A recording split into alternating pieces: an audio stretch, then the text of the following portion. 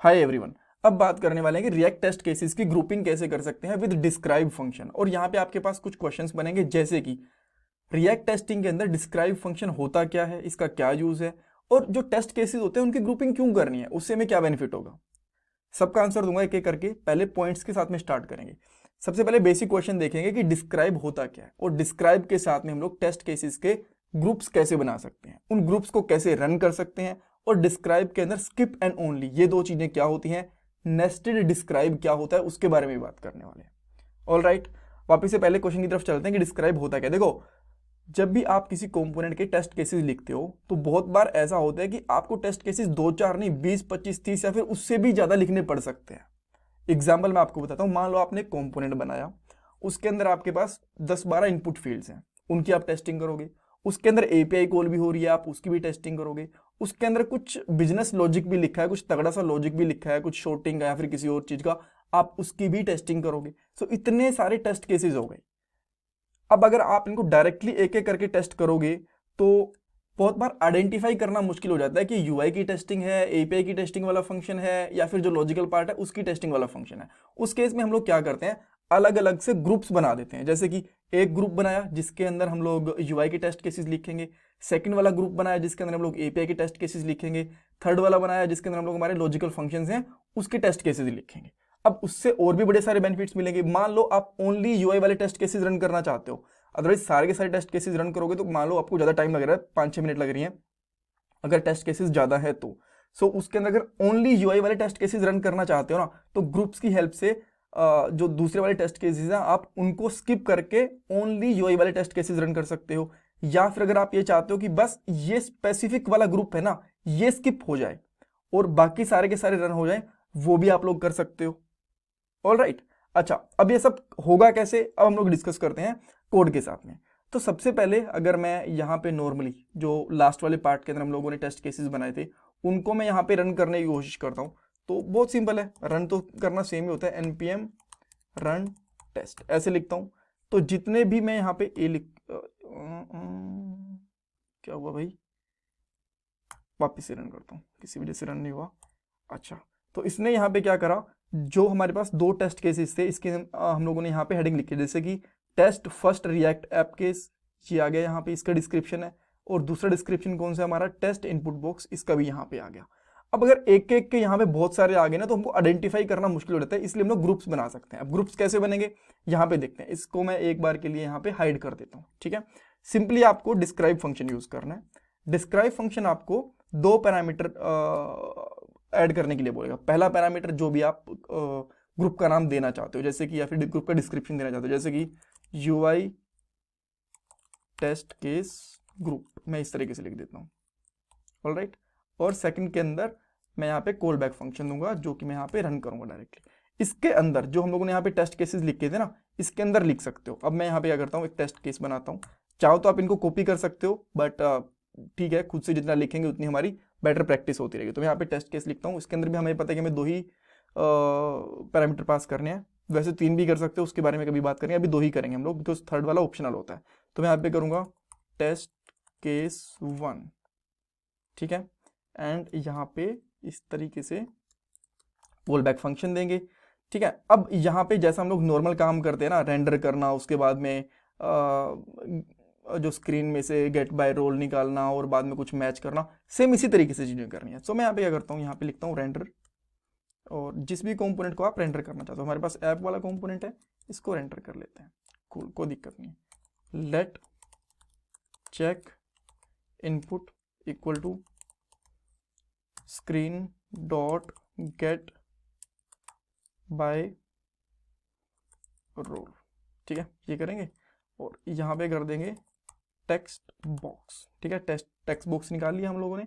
मैं कुछ अलग से टेस्ट केस नहीं लिख रहा, इन्हीं को लिखूंगा। बस मेरा यहाँ पे जो पॉइंट है ना, वो ग्रुप्स को एक्सप्लेन करना है, ना कि टेस्ट केसेस को, बिकॉज टेस्ट केसेस हम लोग पहले एक्सप्लेन कर चुके हैं। यहाँ पे करता हूँ एक्सपेक्ट में लिखूंगा चेक इनपुट, ऑलराइट। उसके बाद में लिखेंगे टू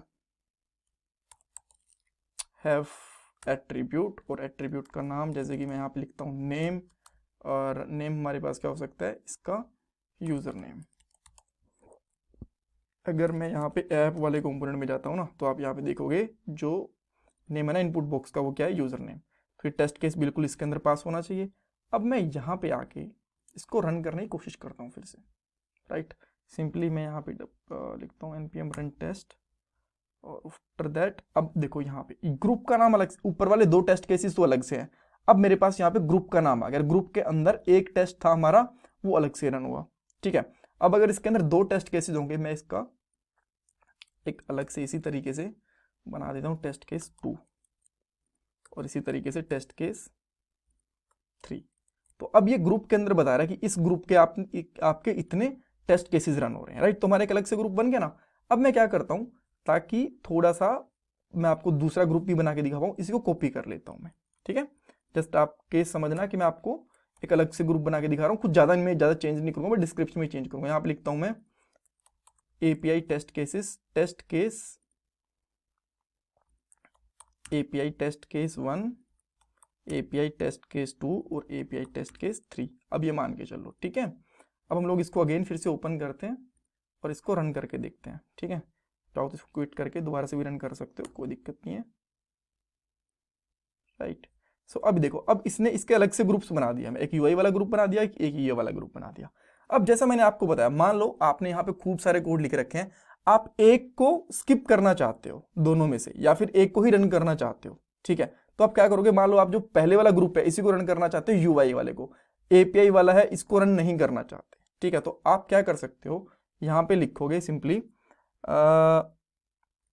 तो अगर आप इसी को लेट से रन करना चाहते हो तो यहाँ पे लिख दो ओनली, ठीक है, और इसको सेव कर दो। तो अब देखो क्या हुआ, बाकी सब कुछ स्किप हो गया, ये भी ऊपर वाले भी स्किप हो गया, आपने देखा ना स्किप टेस्ट केस, ये वाले भी, बस UI वाला रन हुआ, बिकॉज इसके आगे हम लोगों ने ओनली लिख दिया। अगर मैं इसके सामने स्किप लिख दूंगा तो क्या होगा, बस ये वाला स्किप हो जाएगा, बाकी सारे के सारे टेस्ट केसेस रन हो जाएंगे, और यहाँ पे बता भी रहे कि स्किप कर दिया। अब आप बोलोगे स्किप क्यों करना है, क्या बेनिफिट है।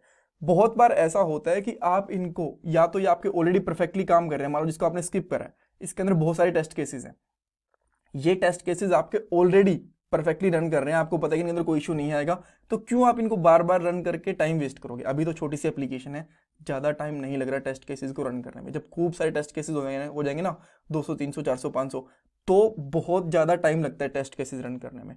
तो आप जिनको आप टेस्ट नहीं करना चाहते हो उनको स्किप कर सकते हो। सेकेंड चीज़, मान लो इनके अंदर आपको ऑलरेडी पता है कि इसके अंदर कुछ ना कुछ इशू है, ये टेस्ट केस फेल हो रहे हैं, तो उसको स्किप कर दो, वो आपको फेल टेस्ट केसेस में दिखेंगे नहीं। ऑल राइट, सो इस तरीके से आप यूज कर सकते हो। अब एक क्वेश्चन और आता है कि नेस्टेड डिस्क्राइब क्या होता है। देखो उसके लिए क्या कर, इसका सिंपल सा मतलब ये है कि डिस्क्राइब के अंदर भी आप लोग डिस्क्राइब का ग्रुप बना सकते हो। जैसे कि मैं सिंपली इसको कॉपी करके ना एक डिस्क्राइब के अंदर डिस्क्राइब बना देता हूँ, ज़्यादा टाइम नहीं लेंगे हम लोग। डिस्क्राइब यहाँ पे लिखेंगे इनर डिस्क्राइब टेस्ट ग्रुप, ठीक है, ये बनाया।